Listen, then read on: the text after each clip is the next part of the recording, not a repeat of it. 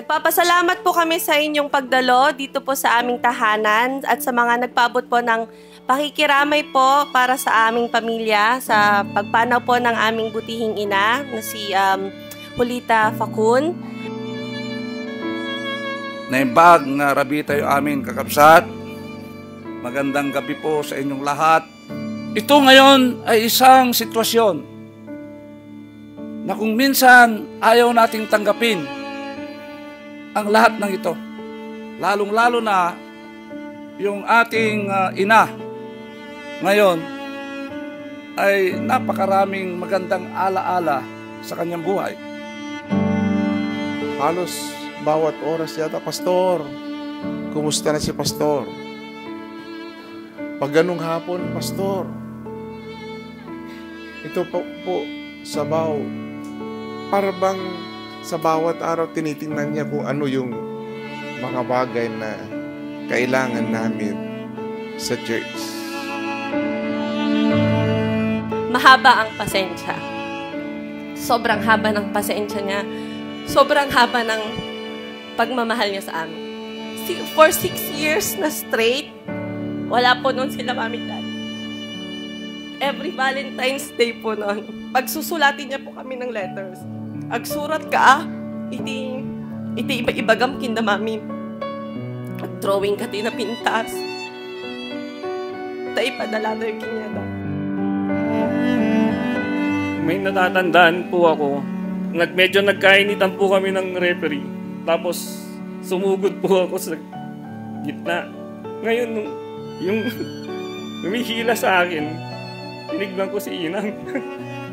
Nasa gitna din, medyo away na po dito sa masasabi kong ako yung pinaka-paborito niya kasi laging ako yung pinapagalitan eh. 'Di ba? Sabi nga, kung lagi kang pinapagalitan, ibig sabihin, mahal na mahal ka. Ayaw ka niyang mapahamak. Masaya nun kapag pinapanood mo kasi si Inang, nadadala siya ng emosyon niya. Sabi nga ni Kuya Del, mahilig magmura si Inang. Tama yun, tama. Kasi pagka meron siyang nakikitang nagbabarilan, nagsusuntukan, umiiwas din si Inang. Hip! Hip! Guwagan din si Inang pagka nagbabarilan. Talugan mo na! Sabi nga, paltugan mo na! Nakatangtang, guwagan pa si Inang. Nung maliliit pa kami, ang bait-bait ni auntie sa amin pag nagbabakasyon kami, ay talaga naman, ipangahatag niya kami ng pagkain, tapos lalaro kami.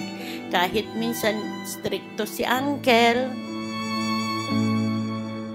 Masasabi ko na kung may mapapalad na manugang, isa na rin siguro ako.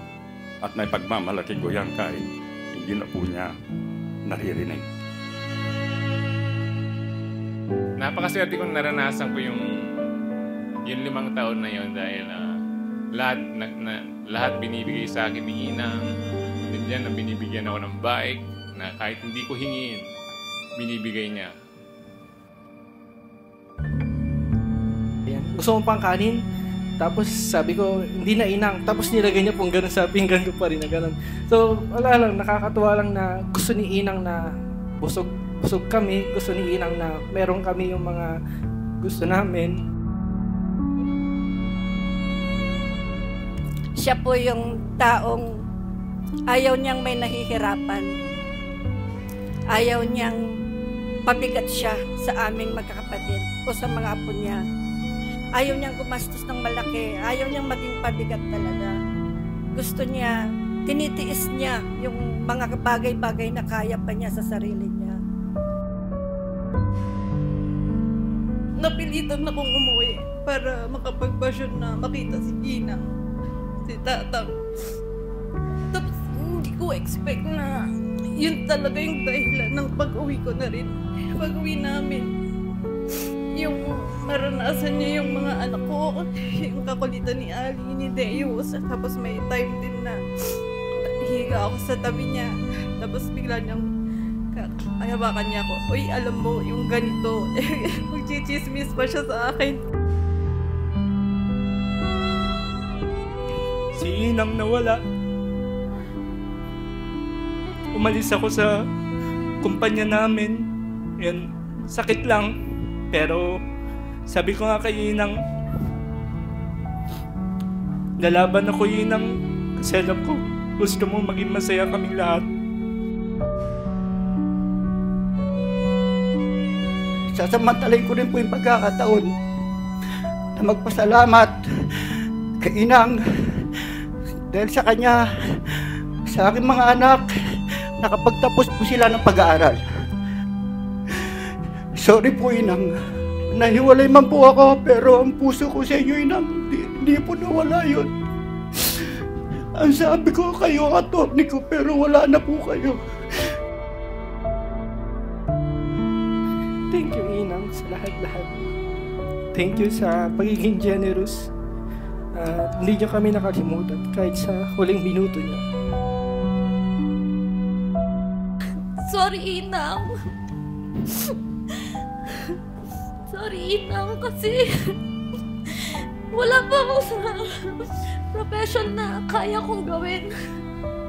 Yung dapat gawin ng doktor para iligtas ka, Inang. Thank you, Inang, kasi iniisip mo pa rin kami at mahal na mahal mo kami, Inang. Mahal na mahal ka namin, Inang, mamimiss ka namin. Ingatan mo kami lahat, lalong-lalo na si Tata. Inang, saan ka man naroon ngayon? Gusto kong sabihin na mahal na mahal kita. Sana bantayan mo kami ni Tatang. Bigyan mo ako ng lakas ng loob, lalo na pag nawala na yung mga kapatid ko bumalik sa ibang bansa. Hindi ko alam kung anong gagawin ko, lalo na sa kalagayan din ni Tatang. Sana bantayan mo kami, Inang. Huwag mo kaming iiwan. Mahal na mahal ka namin, Inang.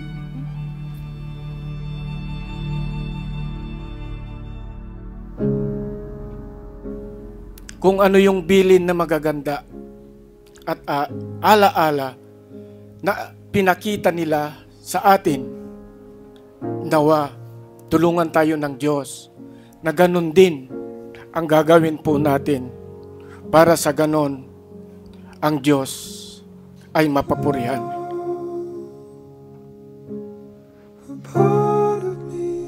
Di ka kaya't ngay let go. Pero hindi nakita kaming ngarigat mo.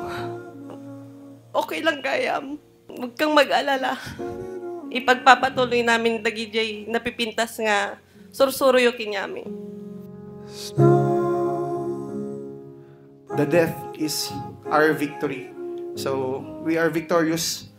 Malungkot tayo ngayon and sabi sa Bible, the Lord is close to the brokenhearted. So, sa ating lahat ngayon, the Lord is close to us. He will comfort us and He will give us hope. Merong part ng aking buhay na ako'y nagdadalamhati.